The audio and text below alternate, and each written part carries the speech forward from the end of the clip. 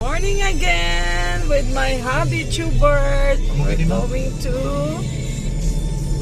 the event or the game for final. Hello. Hi. Busy siya. Manonood kami ng final na game ng basketball for the regional athletic association. Hoping and praying for the winning of General Trias and the junior high school. Relax muna guys, abisan nyo na tension for the final game, but then we have to pray for the safety of the boys na manalo, na wala silang injury kahapon. I'm so proud to be part of LPU kasi mga bata, kahit anong provoking actions ng kalaban, still they control their emotion. Hindi talaga sila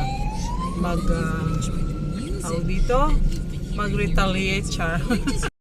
The followers of Jose Mateo, my son, LPO, so finals sila ngayon at 10 a.m. for the Regional Athletic Association meet.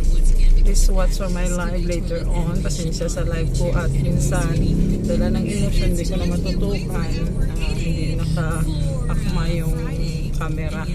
Tito Adi, the wife and the son, diba? And guys, nasulod kami dito sa Hakchan, that trip kami dito.